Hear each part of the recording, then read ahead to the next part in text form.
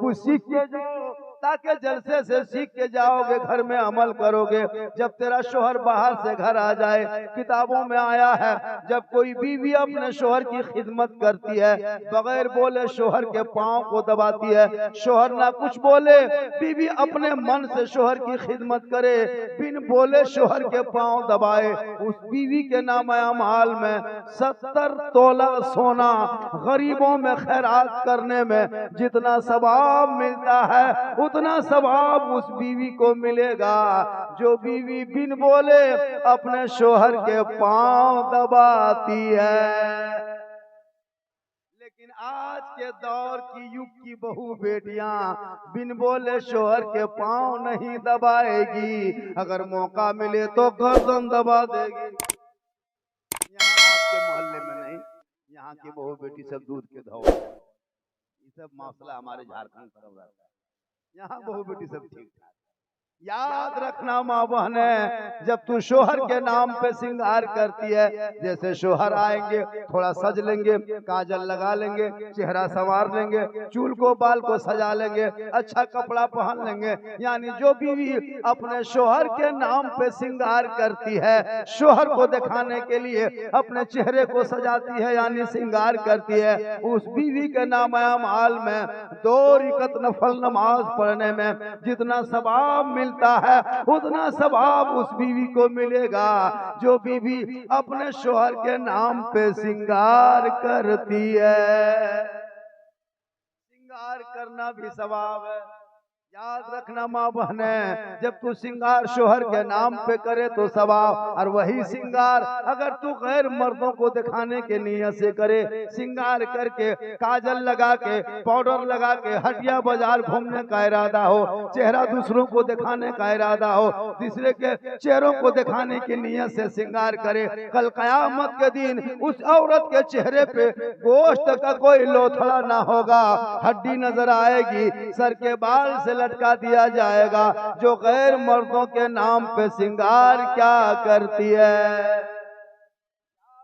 माँ बहने, तेरा इतना बड़ा मकाम है, एक मौलाना, एक हाजी, एक नमाजी नहीं, बल्कि आप अगर सिर्फ माँ बन जाए, कदम में जन्नत है। आप आंचल उठाएंगे, आपका बेटा बम्बे, गुजरात, सूरत कहीं भी रहे मुसीबत में, आका फरमाते माँ अगर आंचल उठा दे घर में, बेटा परदेश में बीमार हो, माँ के दुआ के सदके में बेटा सेहतयाब होता है।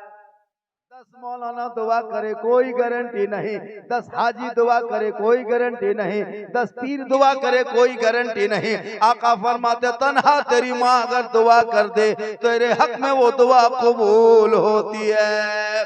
इसलिए लोगों, वलियों के दरबार में जाना और दिल से जाना, दिल से मांगना, क्योंकि दिल से जो आह निकलती है असर रखती है, पर नहीं ताकत परवाज मगर रखती है। इसलिए वली के दरबार में जाना चाहिए। हमारे ये जो मजार शरीफ देख रहे हैं सामने,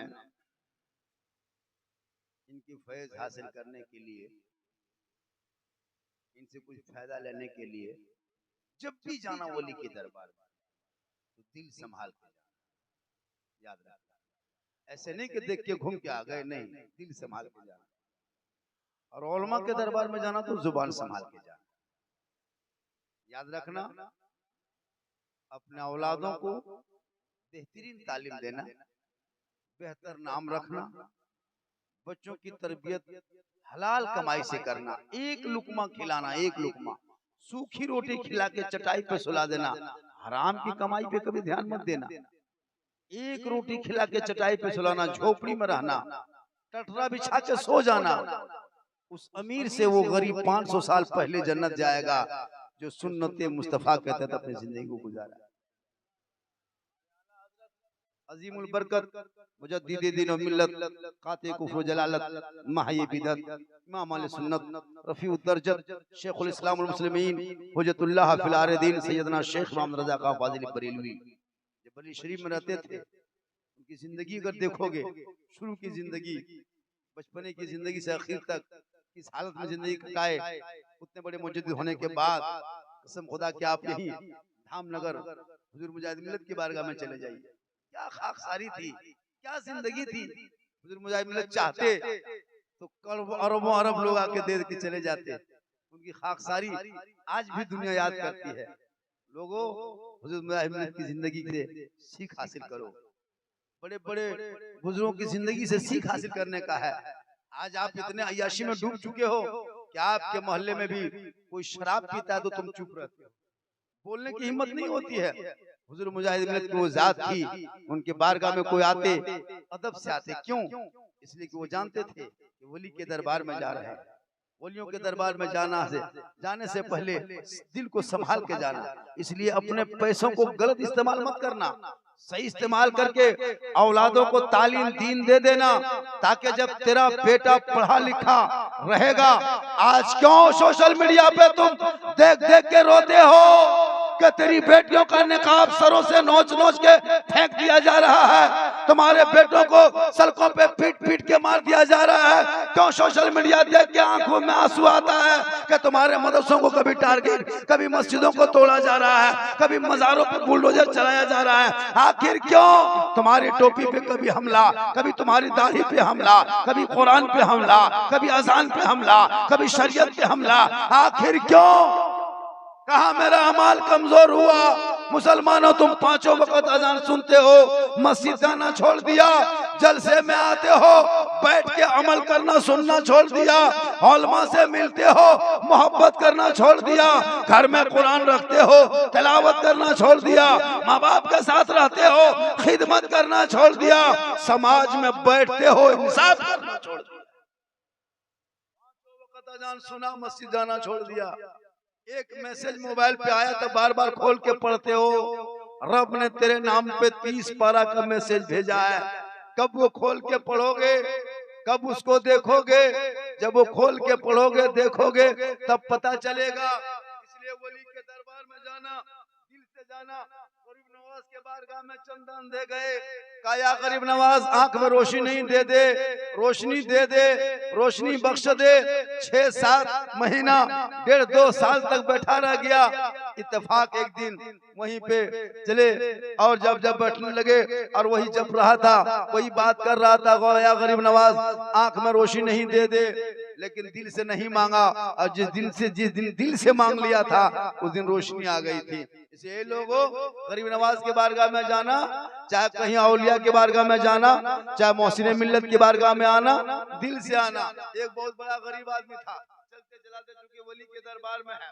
एक बहुत बड़े गरीब आदमी था, वो क्या करता, रेलवे स्टेशन के बगल में, जैसे पांसकुड़ा है ना, रेलवे स्टेशन के बगल में तांगा गाड़ी चलाता था। वो रेलवे स्टेशन के बगल में तांगा चला रहा था। जब आदमी उतरता, भैया कहाँ से आ रहे हैं आप? कहा अजमेर शरीफ से आ रहे हैं। अजमेर शरीफ गए थे, गरीब नवाज के दरबार में गए थे, हाजिरी लगाए थे, चौखट को चूमे थे, जियारत किए थे। ये तांगा वाले के दिल में अरमान पैदा होता, या अल्लाह मेरे पास दौलत होती तो हम भी जाते, मेरे पास माल दौलत हम भी जाते। लेकिन इरादा बदल रहा नहीं है, बल्कि इरादा और बनते जा रहा है। घर आया, बीवी को कहा सुनो हम भी अजमेर जाना चाहते हैं। कहा कि जब मेरे पास सवारी बैठता है, पूछते कहाँ जा रहे हो? कहता अजमेर जा रहे हैं। उतर के आने वाले को पूछते हैं कहाँ से आ रहे हो? अजमेर शरीफ से आ रहे हैं। रेलवे स्टेशन में जब कोई ट्रेन से उतरता है, पूछते हैं कि कहाँ से उतरे भैया, कहाँ से आ रहे हो? अजमेर शरीफ से आ रहे हैं। ए बीवी हम अजमेर जाएंगे। बीवी ने कही सुनो, आप अजमेर जाने का इरादा दिल से निकाल दो, तांगा गाड़ी चलाते हो चलाओ, छोटे छोटे बाल बच्चे हैं, तुम अजमेर चले जाओगे, तांगा कैसे चलेगा? और जब तांगा नहीं चलेगा तो घर में पैसा कहाँ से आएगा? और जब पैसा कौड़ी टका कौड़ी नहीं आएगा तो बच्चे क्या खाएंगे? खबरदार, ये इरादा दिल से निकाल दो। बस कितना कहा, शोहर चुपचाप फिर तांगा लेके चल दिया। कहाँ चले गए? बाजार चले गए, फिर तांगा चलाने लगे। गौर से सुनिएगा, बड़ी कीमती बात बता रहा हूँ। तांगा चलाने लगे, फिर 2-4 दिन बीता, फिर मुसाफिर से पूछा कहाँ से आ रहे हो भैया? अजमेर शरीफ से आ रहे हैं। जाने वालों से पूछा कहाँ जा रहे हो? अजमेर शरीफ जा रहे हैं। फिर वो गरीब आया घर, कहे बीवी सुनो हम अजमेर जाएंगे, अजमेर जाएंगे। बीवी ने कहा अजमेर का रट लगा के बैठे हो, अजमेर जाओगे तो तांगा कौन चलाएगा? खबरदार, इरादा बदल दो। शोहर ने सोचा, जब बीवी से पूछते तब तो बीवी डांट देती है, बीवी डांटते रहती कि मत जाना अजमेर।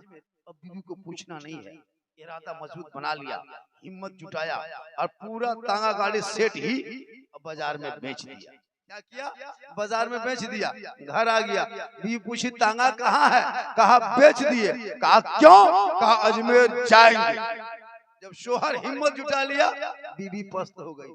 ये दीवाना उठा चला अजमेर शरीफ चला। चलते चलते अजमेर शरीफ पहुंच गए। जो ही पहुंचे, एक दिन नहीं 40 दिन रहा। 40 दिन के बाद इरादा क्या, या गरीब नवाज अब मैं घर जाने वाला हूँ, तांगा बेच के आया हूँ, घर में छोटे छोटे बच्चे को छोड़ के आया हूँ, कैसे कमाएंगे? जरिया था तांगा, वो बेच दिए, अब तो कुछ कर्म कर दे या गरीब नवाज, अब तो गरीब को नवाज दे। वो बंदा दिल से रोया, जो ही दिल से रोया है गरीब नवाज का जलवा सामने आ गया। काहे दीवाना मत रोना, घर चला जाना, 5 वक्त पाबंदी से नमाज पढ़ना, और जब फजर की नमाज पढ़ लेना, उसी जगह बैठना, तस्बीह व तहलील करना, नमाज मत छोड़ना, तकिया पलट के देखना। दिन भर का खर्चा तेरे घर में जितना होता है वो खर्चा तकिया के नीचे से मिलेगा। लेकिन शर्त ये है कि ये राज की बात है, ए मेरे गुलाम, तेरे मेरे बीच का मसला है, तीसरे के कान में ये बात नहीं जानी चाहिए। तकिया पलट देना, दिन भर का खर्चा मिल जाएगा। गरीब फिर अजमेर से लौटा, घर आया, 5 वक्त नमाज पढ़ने लगे। नमाज पढ़ के बैठे थे, बीवी आई का तांगा बेच के अजमेर गए थे, लाइए खर्चा लाइए। शोहर ने तकिया पलटाया, दे दिया। बीवी सोची हाँ भाव दिखा लो, तांगा गाड़ी पैसा थोड़ा बहुत बचा है वही दे लो। ले लिया, राशन पानी लाए, दिन कटा, फिर रात आई, फिर फजर हुई, फिर वो नमाज पढ़ के बैठे, फिर बीवी गई, फिर मांगा, दे दिए। 2 दिन 3 दिन मांगते गया, वो शोहर तक क्या पलटा के रकम निकाल के दे दिया। बीवी सोची कि आखिर ये कमाता नहीं है, कहीं जाता नहीं है, खाली तकिया पलटाता दे देता है। पहले तांगा गाड़ी चलाता था तब इस तरह नहीं देता था, अब कुछ नहीं, तांगा गाड़ी बेच दिया है, तकिया पलटाता फौरन दे देता है। लगता है ये 2 नंबर धंधा करता है। दिन भर टोपिया पहन के घूमता है और रात में कहीं चोरी करता है, वरना पैसा आता कहाँ से? एक दिन बीवी आई, सुनिए आज तकिया पलटाना बंद। कहा क्यों?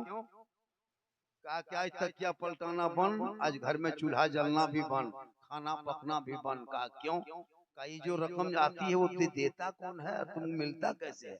ये कहना होगा, तुम डेली रात में नमाज, दिन में नमाज पढ़ते हो, रात में चोरी करते हो। शोहर ने कहा बीवी ये सब मत पूछो, ये सब चक्कर में मत फंसो, ये राज की बात है, जो हो रहा होने दो, आ रहा आने दो, बाल बच्चे खा रहा खाने दो। कहा नहीं, अब नहीं सुनेंगे तेरी बात। दिन भर टोपी पहन के घूमता है, रात में चोरी करता है, ये पैसा आता कहाँ? शोहर ने कहा कि सुनो चलने दो। कहा नहीं, आज खाना पकना बंद, चूल्हा जलना बंद। कहा क्यों? कहा ये आता कहाँ से, कहना होगा। शोहर ने कहा बीवी अगर तुम कहती हो कि चूल्हा जलना बंद, घर में खाना पकना बंद, ए बीवी अगर हम कह दे तो उधर से आना बंद।